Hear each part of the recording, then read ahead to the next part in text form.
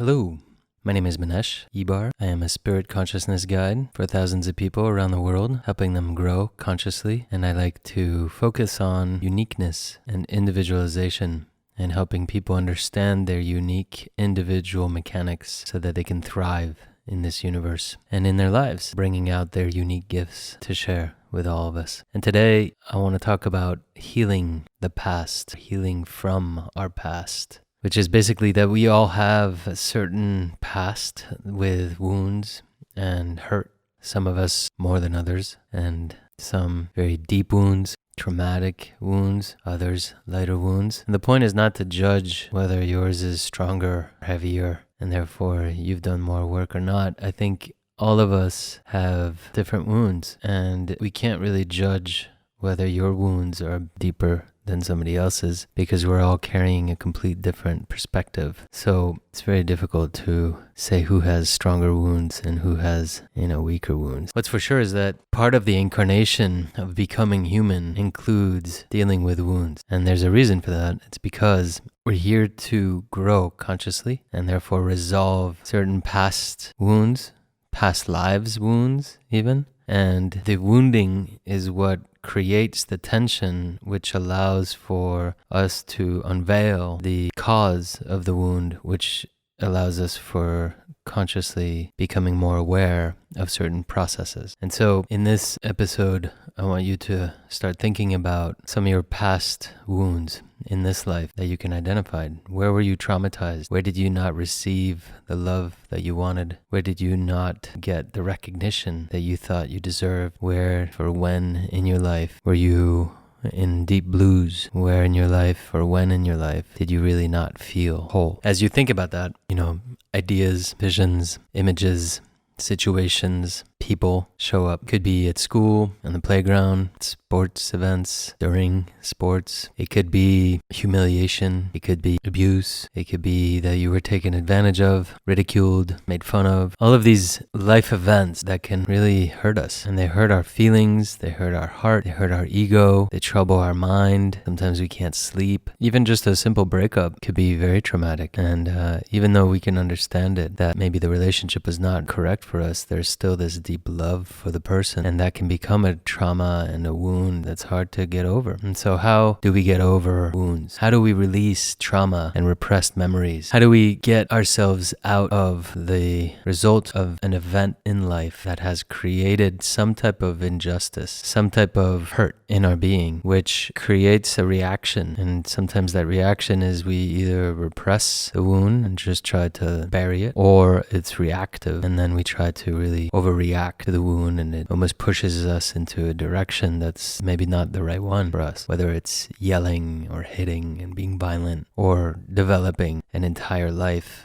that's based on that trauma. And a classic example of that is the psychological belief that, certain wounds that happen in the womb, as we are in the womb of our pregnant mothers, can have an effect on our sexual disposition, meaning, whether we had some violent, or whether the mother dealt with violence during the first trimester, we might become gay, or, all sorts of things can start happening from way back before we're even born, which goes back to some of these past lives aspects. So how do you release this? How do you change this? How do you maneuver the traumas, the repressed memories, the unconscious triggers, right? And obviously this is all about our evolution in conscious awareness. So it's very deeply spiritual. And in a way, these wounds, these experiences are part of our path. And I could go even further that we even chose these wounds so that we could evolve through them. And usually they become our strength. But,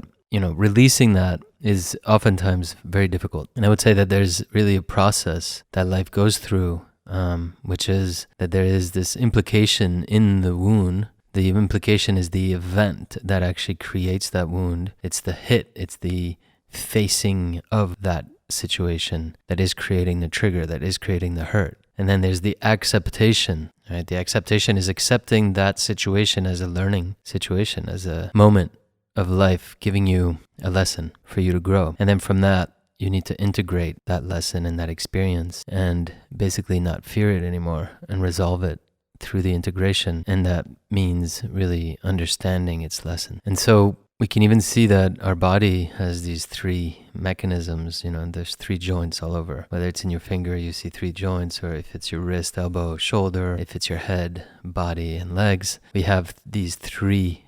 And 3 is a very powerful number for that because of this process of how we raise our consciousness through implication, acceptation, and integration. Implication being the event that creates the shock, that creates the moment of perception shift. The acceptation being the opening of the heart so that you can start allowing the event to become transformational, accepting it as a lesson, and then resolving that lesson, understanding the lesson, and integrating its meaning, its conscious awareness, so that we can move away from it, not repeat it, and not fear that it will happen again. And a lot of that has to do with forgiving. I know there's a prophet that basically talked about these 3 gifts that humans have. And the first is the gift of being able to sleep. And sleep is so important because it gives us the potential of resting. And we need that rest so that we can have the second gift, which is the power of forgiving oneself and forgiving the other. And it requires a lot of energy. That's why we need the rest. And so that we can get into the third gift, which is being able to love and to see how we are all connected. And that person that might have wounded you, that you forgave, taught you a great life lesson into love. So forgiveness and forgiving others is difficult. Forgiving yourself is probably even more difficult. So, if you wounded somebody else, including your child or a really close friend or a lover, it's very difficult and you can feel guilt for a long time. But so healing from the past, we have to really kind of resolve the meaning of what healing is. And I think there's a lot of debate on that because we usually see healing as getting rid of the symptom that hurts. It's curing something that is out of balance, regaining balance to a certain degree. It's getting well, it's mending that issue. And oftentimes it's about regaining health, right? Healing health. You heal to be healthy. When I actually see healing as a process of blessing into love. And that's why forgiveness is actually incredible because it is for giving to yourself love or for giving to the other love. Because you start understanding that healing is about growing consciously. That is the blessing. It's the gift. If everything was so smooth and perfect and there was no hurt, we wouldn't learn much. Unfortunately, it's usually through the hurt that we learn a great deal about our own character, about our traits, about our spirit, about our heart, about our love. It's really fascinating to see how we move through life, rebalancing ourselves. Now, trauma for me is something that's really unexpected and usually horrible and horrific in terms of how society portrays it. But actually, trauma is really any situation that is meant for us to learn something and we can't handle it on that moment. We don't have the time, we don't have the space, we don't have the consciousness, the awareness of being able to deal with that. And in a sense, it shocks us, and it could be somebody flipping the finger at you when you're young and you don't understand why. And it's a shock that you can't get any resolution on. And so you just kind of hold it. And there's this piece of you, especially in the shamanic point of view, there's a piece of you that kind of stays in that time and space until you can go and revisit it in a way by thinking about your past and rethink about that moment and somehow gain consciousness about what was going on in that moment. Whether the person was really just pissed off and, had just incurred some injustice themselves and therefore they flipped their finger at you because you just happened to be there at the wrong time or at the perfect time, depending on your perspective.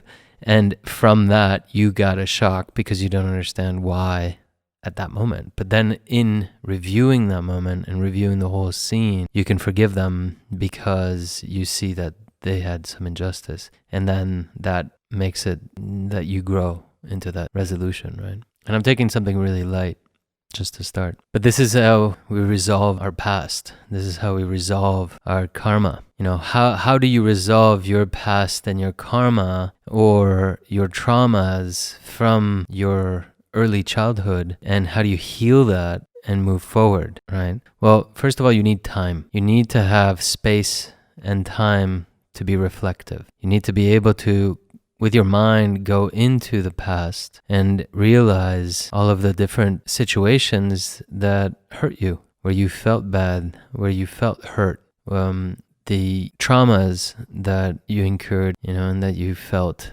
You need to go back and really revisit them in your mind. And so needing that time and space to be able to do that is really important. So that's the first step.